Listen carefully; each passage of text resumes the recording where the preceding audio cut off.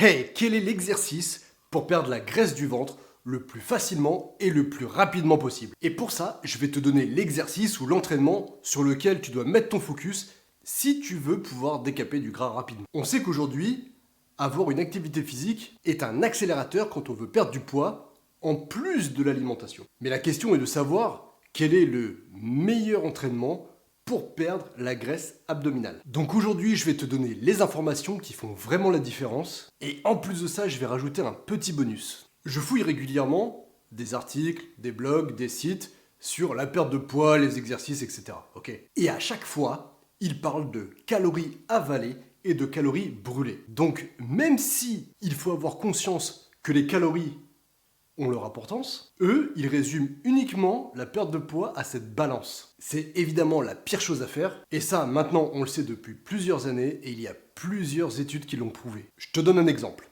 Si tu réduis tes quantités alimentaires, donc tes calories, soit par le biais d'un jeûne ou alors sur un régime classique, que se passe-t-il au bout de 2 semaines? Rien. Il ne se place plus rien, car ton métabolisme s'est adapté.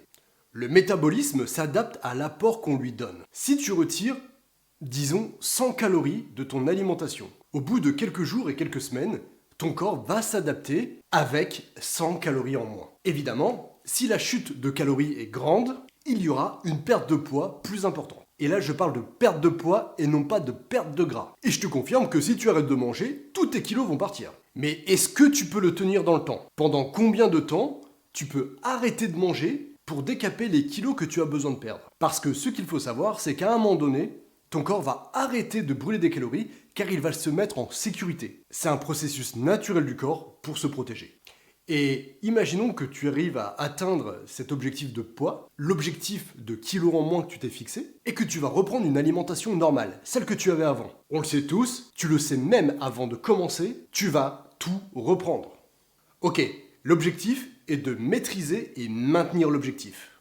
On est tous d'accord sur ça. Il faut savoir que toutes les calories ne se valent pas et que le corps traite les calories de manière différente. Et en plus de ça, le système hormonal s'adapte aux différents types de calories qu'on lui apporte. Et tu peux prendre n'importe quel régime, tu auras toujours ce problème, car le problème réside dans le régime en lui-même. Pour résoudre ce problème, l'élément à intégrer, c'est l'entraînement. Et du coup, la question est simple. Quel est le meilleur entraînement à intégrer pour optimiser la perte de poids? Et quelle est la meilleure stratégie d'entraînement à avoir pour perdre le maximum de gras localisé sur le ventre? Attention, un mauvais entraînement peut créer l'effet inverse. Si tu répètes un entraînement qui n'est pas le bon et qui ne t'impacte pas comme il devrait t'impacter, qui ne t'impacte pas de la bonne manière, la graisse et le gras que tu as stocké ne sera jamais décapé. Car il faut savoir qu'il y a 2 types de carburant dans le corps. Il y a le sucre et le gras. Et l'erreur la plus courante, c'est d'utiliser le sucre que tu as assimilé, avalé lors de ton dernier repas. Et la pire erreur, c'est de s'entraîner à jeun.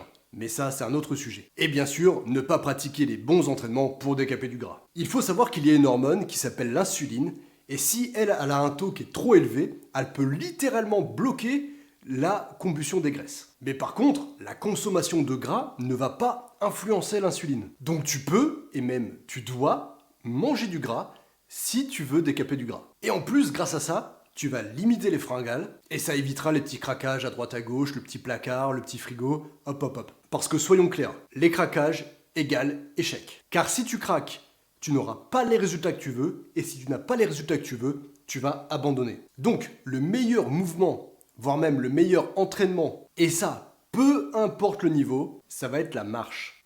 Et d'autant plus quand on en est débutant avec un surpoids important.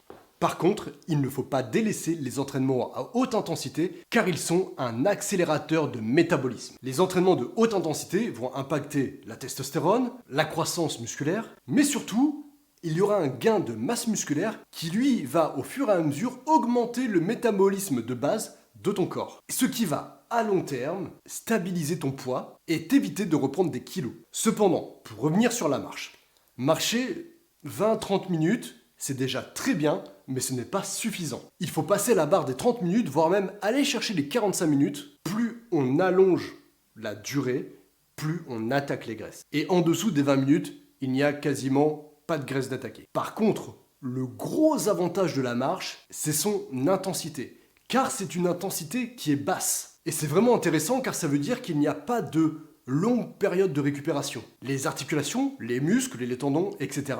ne sont pas traumatisés par l'effort en lui-même. Du coup, tu peux répéter la marche tous les jours sans aucun problème. Et le mieux dans tout ça, c'est que tu peux coupler la marche avec des entraînements à haute intensité. Et là, mon bonus arrive. Donc, peu importe ton niveau actuel, si tu es débutant, confirmé, expert, tu peux utiliser la marche pour décaper un maximum de gras sur la sangle abdominale. Et la marche peut être intégrée n'importe quand dans votre journée. Si ton travail te permet de marcher, marche. Si tu peux aller au travail et revenir du travail en marchant, fais-le.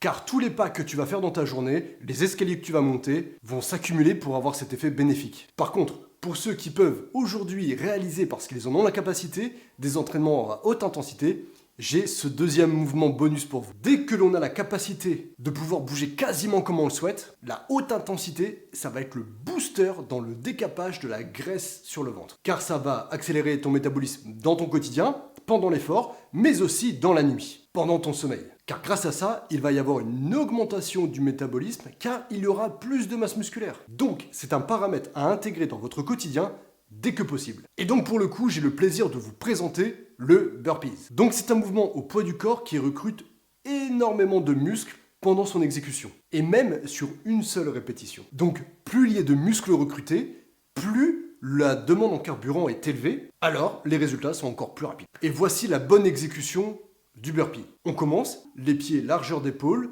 et les bras le long du corps. On vient ensuite effectuer un demi-squat pour aller ensuite poser les mains juste devant les pieds. Une fois que c'est fait, on va passer à la deuxième partie du mouvement, c'est envoyer les pieds derrière. Et dès que c'est fait, on vient fléchir les bras pour laisser le corps descendre et mettre en contact la poitrine au sol. Une fois que c'est fait, on vient repousser sur les bras pour utiliser l'élasticité de son corps et ramener les jambes au niveau des mains. Une fois que c'est fait, on vient se redresser, puis exécuter un petit saut avec les mains au-dessus de la tête pour terminer le mouvement et revenir en position initiale. Il faut savoir que l'on peut adapter le mouvement par rapport au niveau. Lorsque vous descendez, vous pouvez envoyer un pied par un pied, descendre au sol, revenir et ramener un pied par un pied avant de remonter. Si vous avez des petites difficultés à faire le saut, vous n'êtes pas obligé de le faire. Et idem, si vous avez des difficultés à descendre la poitrine au sol, vous pouvez rester en planche et ramener les pieds puis remonter. Il ne faut pas hésiter à adapter le mouvement par rapport à vos capacités. Par contre, ne soyez pas feignant, si vous pouvez l'exécuter dans son intégralité, faites-le, ça sera très efficace. Donc une fois que c'est maîtrisé, on peut enchaîner les répétitions. Et si tu veux savoir où tu en es avec ton corps, clique sur le lien dans la description, réserve ton bilan, et si la vidéo t'a plu, like, abonne-toi pour rejoindre la communauté, et moi je te dis bye.